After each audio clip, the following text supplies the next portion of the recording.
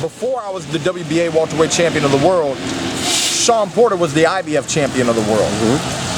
After attaining his title, I said to Al, I want Shawn. Wow. They presented the fight to Kenny Porter, and Kenny Porter said, there's no reason to fight Keith Thurman right now. I think I remember that, actually. Yeah, you can pull up the old article through Google, most likely. Right, yeah. Kenny Porter states there's no reason for Keith Thurman and Shawn Porter to fight. He said it will be better to fight later when Keith has the WBA welterweight champion of the world. Shawn has the IBF championship of the world. We fight to unify. Hold up, we're not done. And the winner gets Floyd. Okay? Right. Straight out of Kenny Porter's mouth. I remember that. Yep. So, who wanted this fight first? I wanted this fight first. Who denied this fight first? They denied the fight first. Very true. Very true. I got presented with this fight. I said last year, I said, yeah. Rumors about December never came through. I asked Al, do I have a good vacation? He says, you have plenty of time to have a good vacation. I said, okay, so I'm not going to worry about it, and I'm not going to talk about it. I'm not going to talk about something that's not set in stone yet, even though I knew that was the projection going into this year. So that's why I was very quiet over the holiday season last year. But, you know, I feel that the only reason why they're taking this fight is because now they have something to gain.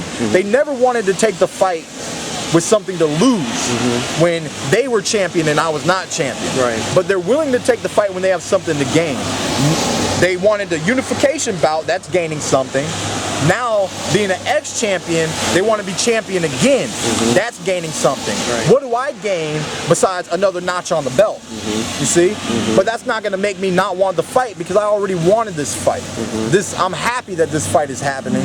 I'm looking forward to getting this show over with real soon. Yo, you've known them for a long time, the Porters. Kenny, Kenny a lot of times likes to talk about how, he worked your corner a couple times in the amateurs and he knows you very well and this, that, and the other.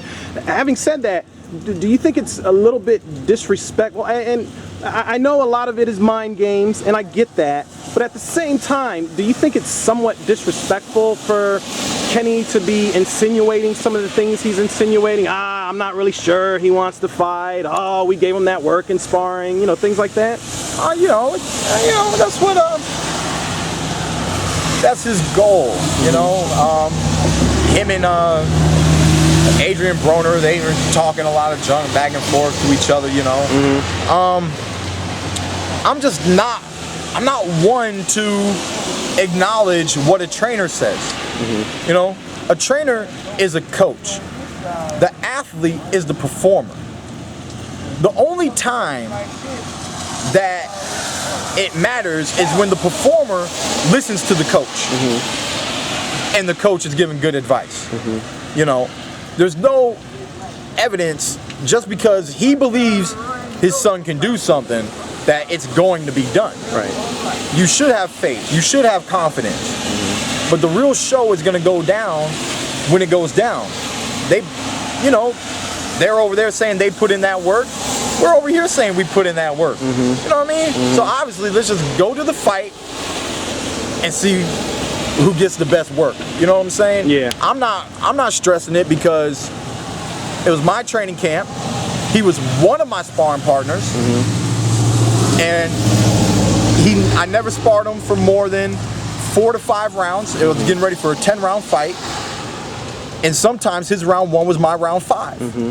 Yeah. And you want to say that you gave me work? You should have been giving me work. You should have been. You fresh dog. But he wasn't. Did he land a few good punches? Yeah. I landed more.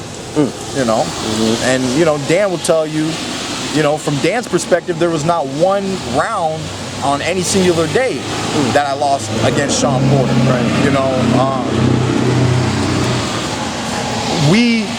We're very strategic in what it takes to win a round. A lot of fighters do not really think about what it takes to win a round. Hit them and don't get hit, beat them up, this, that. If they hit you with a nice right hand, you need a nice right hand or left hook of your own. And if maybe not one, maybe two, you know. So you just got to know how to play that game. And anytime Shawn landed a decent scoring blow, I always got it right back in that round. We never had to wait. We never had to hesitate to go in and put our hands on him when it was time to get in that work. So that's another reason that we have a lot of confidence, is because when it's time to get in his face and really start trading, 9 out of 10 times I was walking away with the better parts of the trades.